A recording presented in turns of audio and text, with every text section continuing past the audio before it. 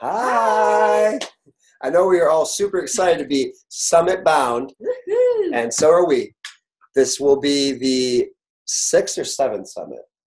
Oh, gosh, I'm not really sure. Well, someone who knows that will tell. I think it's the 6th. This may be the 7th. But regardless, it is the first Summit for World Elite, which is incredibly exciting. We're also very excited about the number of teams that we're bringing. But with that kind of comes a lot of responsibility. This is the very first time that World Elite is going to be on a national postseason stage. And our athletes, our coaches, and our parents are representing World Elite the entire time down there. So it's going to be a lot of fun and really exciting, but it's also a lot of responsibility for us in this first season. We wanted to have this video to give as much information as we have right now. We're still waiting for a lot of the very specific details from varsity. And we'll kind of go into that as we go through the video of what we're anticipating versus what we actually know. So first off, transportation. This is something that we know. Because we are staying off property, we will not have access to the varsity transportation that's provided if you're staying at the All-Star Resort, music, or sports. So World Elite is providing Mears van transportation for all of our athletes and coaches. So the transportation that we provide is for athletes and coaches only. Parents will have to provide their own transportation via car rental, Uber, taxi, whatever you guys already have planned. The Mears vans will be taking all athletes to and from their practice venues, and will be taking all athletes to the competition venue.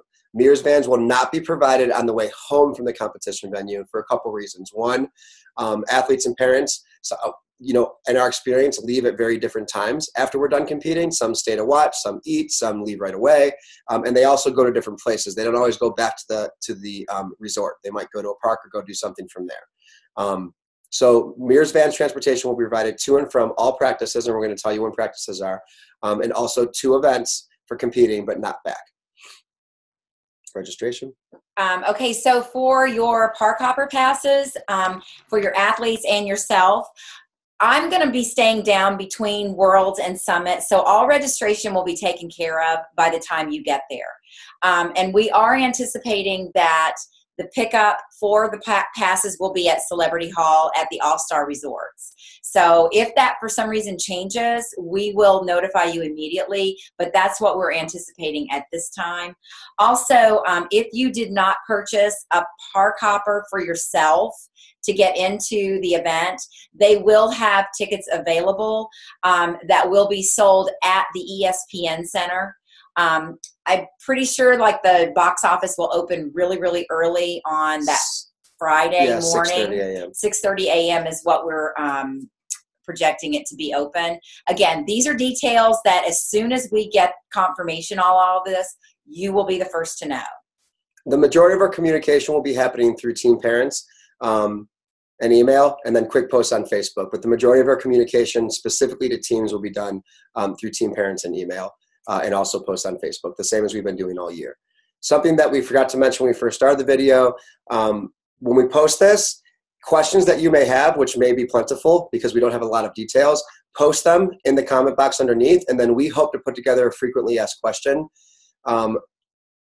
document as we get answers from varsity. So I think that'll be the best way to do it. We might not answer them right away, but post them in there so we can keep track of everything. All right, schedule and order of competition. We do not have a performance order yet, which is one of the main things that we're waiting on to get our itineraries out.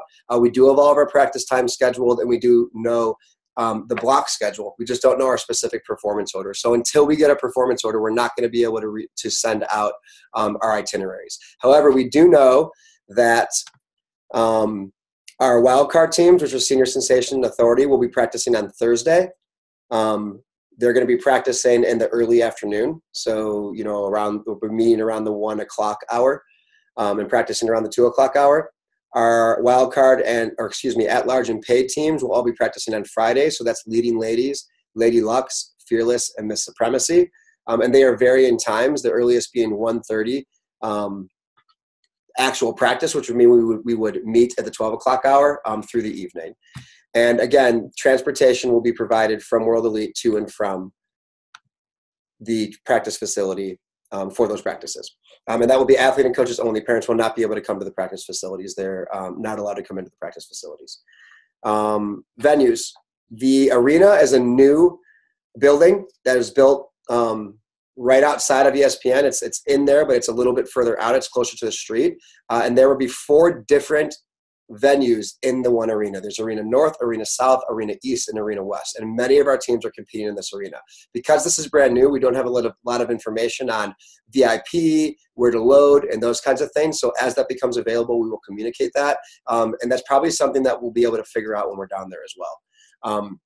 But we also are using, the Summit is also using the HP Fieldhouse, and then the VAC, which is, I forget what the Visa Athletic Center, which yeah. used to be Justin. So it's the same exact place. It's just called the VAC now. One exciting point about this whole thing with the venues, I mean, we obviously don't know what the arena is really like yet.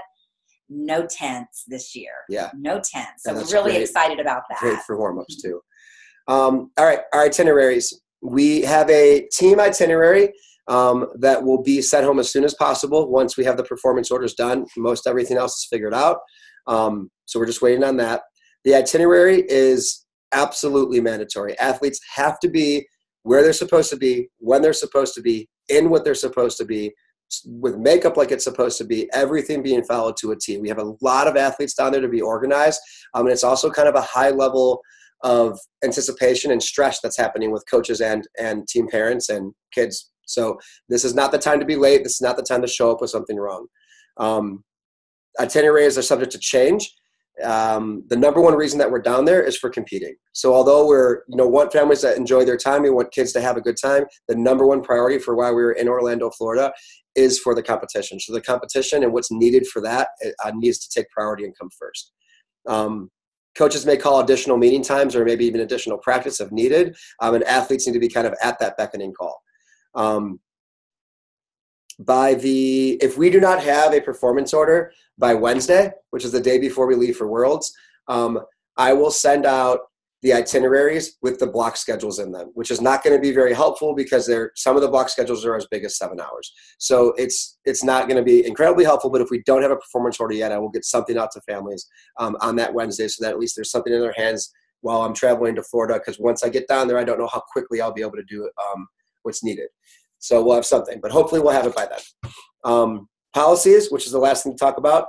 Varsity has policies that will be included in information that we send home. There's some media policies. There's some specific summit policies. So that'll be information that needs to go home. But more importantly, our World Elite policies.